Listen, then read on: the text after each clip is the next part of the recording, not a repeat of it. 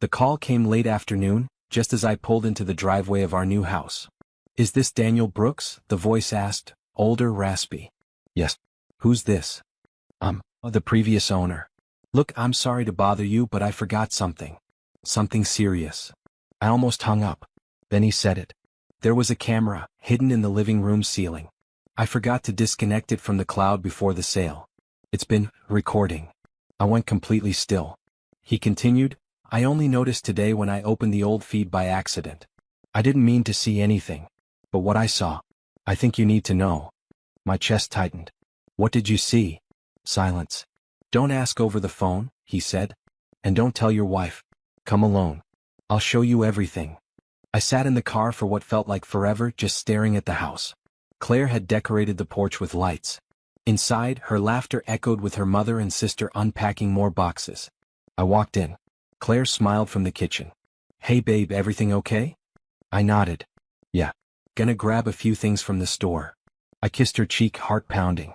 As I pulled away from the house, something felt wrong. Like this call had torn a thin veil off a life I thought I understood. And whatever that man saw, it wasn't just a glitch. It was a warning. The man lived 20 minutes away, in a faded bungalow tucked behind a gas station. When he opened the door, his hands were trembling. "I didn't mean to get involved," he said, ushering me inside. "But I've lived in that house for 30 years. It deserved better than what I saw." He led me to a cluttered desk and opened his laptop. I backed up the footage. "I'm not keeping it. Just thought you had a right to see." He clicked play. The living room. My living room. The date stamp showed it was Tuesday. I'd been at work until 7 p.m. that day. Claire walked in. Her mother followed. Then her sister Jenna. They opened wine. Then started laughing. Claire plopped onto the couch. "Ugh, I can't believe he fell for it. All that crap about starting fresh. Like it's his house." Her mom added, "You did the hard part, sweetie. Now we just make sure he stays busy at work while we finalize the switch." "The switch?" I whispered. The video kept rolling. Claire pulled out a folder. "Power of attorney papers," she smirked. "You said he'd never notice." "You were right, Mom." I stared at the screen, frozen. The man beside me turned down the volume. "There's more. But you get the idea." I couldn't speak. Couldn't move. Power of attorney? They weren't just laughing behind my back. They were gutting me from the inside, while smiling in my face. I stood up slowly. "Send me the whole file," I said. Every second. Because now I had a plan. And I wouldn't be the fool again. By the time I got home that night, everything looked normal. Claire kissed my cheek, asked if I grabbed milk. Jenna was helping organize the garage. Her mom was baking something for the neighbors. Like it was all real. Like I was the one playing house.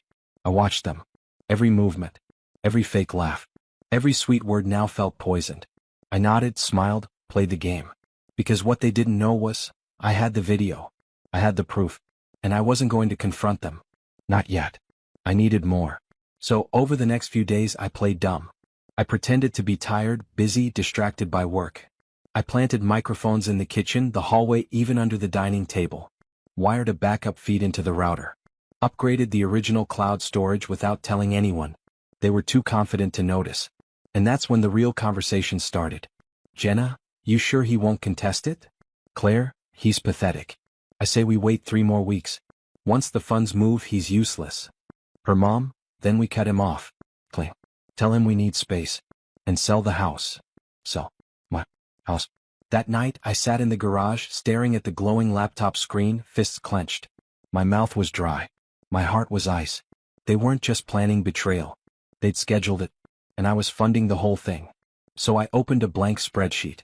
Step 1, hire a private lawyer. Step 2, pull every asset back under my name, quietly. Step 3, give them the performance of a lifetime.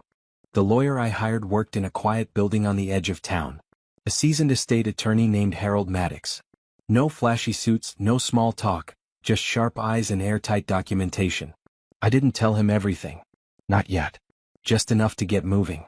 "I'd like to quietly revoke the power of attorney I signed 3 months ago," I said. He frowned. "You understand that revoking it without notice could raise suspicion?" "I'm counting on that," I replied. We filed the papers that same day.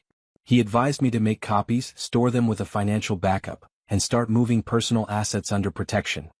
Bank accounts, brokerage accounts, and, most importantly, the deed to the house. They thought they were safe, that I was blind. But by Friday, every major asset had been redirected. All I left behind were the empty shells, the ones they were circling like vultures. Then came the next step, bait. That weekend I walked into the living room with a big smile. Guess what, Claire? I just got a raise. Big one. Her eyes sparkled. Jenna clapped. Her mom said, "Knew you had it in you." I leaned into the act. Fancy dinners. A new suit. Even a thank you bracelet for Claire. They thought their plan had time. They thought they'd win. But what they didn't know is I already owned the stage. And they were just reading lines in a play I was directing. I just needed the final act. And it would be unforgettable. 2 days before their plans switch, I overheard Claire on the phone in the backyard. "It's happening next week," she whispered. "He's completely in the dark. I've got the forged signature prepped. His name will be off the deed before he blinks." I stood inside, sipping my coffee, watching her through the window like she was rehearsing for a role. Her whole life with me, a con. A long play. And she was proud of it. That night I emailed a special packet to Harold. Every voice recording. The cloud videos. The updated power of attorney paperwork. And the forged signature Claire thought I hadn't seen her practicing. "Prepare the final package," I wrote. "Emergency legal motion. I want everything ready by Tuesday." Quietly, Harold replied one line. "It'll be beautiful." I didn't sleep that night. The next morning I invited them all to dinner. At home. "Celebration," I said. The bonus came through. They bought it. Hook, line, and greed. I grilled steaks. Bought wine. Even wore the bracelet Claire gave me 6 months ago. They joked. Laughed. Toasted to me. And I kept smiling. Right until Jenna clinked her glass and said, "To Claire, the future real owner of this home." They all laughed. I stood up, raised my glass too. And said, "Let's toast again next Tuesday. I'll have something special for you then." They cheered. They didn't know. But Tuesday was the day everything they'd built on lies would come crashing down. Tuesday came. I wore a plain gray shirt. No watch. No cologne. Just calm. Claire came down in a red dress. Jenna was already pouring mimosas. Her mom was on the phone bragging about this being the last week in someone else's house. They thought today was victory. At 9 a.m. sharp, the doorbell rang. Claire looked confused. I opened it. Harold stepped inside with a thick manila folder. Behind him, a court officer. "Daniel," Harold nodded. "Ready?" I turned to them. "Ladies, take a seat. You'll want to hear this." Claire scoffed. "What's this about?" The court officer unfolded a document. "Claire Whitman, you are being served a cease and desist related to attempted property fraud and signature forgery." Jenna stood up. "What the hell is this?" Harold smiled faintly. "Also, you'll notice Mr. Brooks has filed for immediate asset freeze on joint accounts pending fraud investigation." Her mom screamed, "You can't do this." I leaned forward. "Oh, but I did. While you were planning how to cut me out, I took back everything. You own nothing. This house. Mine. The accounts?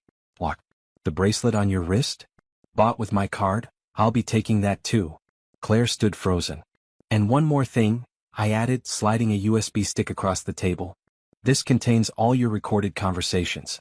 I've already sent copies to my attorney, and the cloud backup is secured. Any retaliation? It goes public." The room went silent. I just declared war. And they knew they'd already lost. Claire's face drained of color as the court officer finished the paperwork.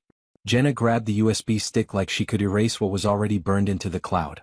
"You're insane," Claire hissed. "No," I said, "I was naive. There's a difference. But now I see everything clearly." They didn't move. "Pack your things," I said coldly. "You have until sunset." "But this is our home," her mother shouted. "No, it's mine. And don't forget, the mortgage, title, utilities, and every account are solely in my name again. Your names aren't on anything. You gambled everything on a fake signature. And you lost." Jenna's voice cracked. "We were just trying to help Claire. She deserves more than..." "Than what? Than building a life together?" I asked. "She didn't want partnership. She wanted control. But I gave you respect, love, trust, and you turned my life into a game." Claire tried to play victim. "Please, Daniel, let's talk. Don't do this in front of them." "In front of them?" I laughed. "You involved them. You plotted with them." Then I pointed to the officer. "Escort them out if they aren't gone by 6. I walked past them and up the stairs. For once, silence followed me. Downstairs, the sound of drawers opening, bags zipping, and broken women muttering to each other replaced the venom they'd once spat with pride. I'd taken back everything. But I wasn't done yet. The final piece of revenge? That would leave a scar they'd carry forever. By the time sunset painted the sky in blood-orange streaks, their suitcases were piled on the curb. Claire was the last to step out, mascara running, still trying to understand how everything slipped through her fingers. But I wasn't watching from the window. I was already downtown, in a glass high-rise boardroom, handing over the last file to my contact at Wilkins & Rowe, the prestigious firm Claire had always dreamed of joining. "You sure you want this to go forward?" the partner asked. I nodded. She forged legal documents. She used private client recordings in an attempt to extort me. And there's evidence she tried to manipulate business assets. He exhaled. Then she'll never practice law again. I stood and shook his hand. That's the point. By midnight, Claire's license had been reported. Her internship offers? Gone. Her name? Flagged. Her LinkedIn. Already buzzing with questions. I sent one last message from a burner email. You built your life by lying to mine. Now build it again. From nothing. I deleted the address. Back home, I sat on the porch with a glass of bourbon. Cold air bit my skin. But inside, I felt clean. They thought they were smarter. Thought I'd stay quiet. Thought love meant I'd never fight back. But I didn't just fight. I won. And the best part? They'd never even seen it coming.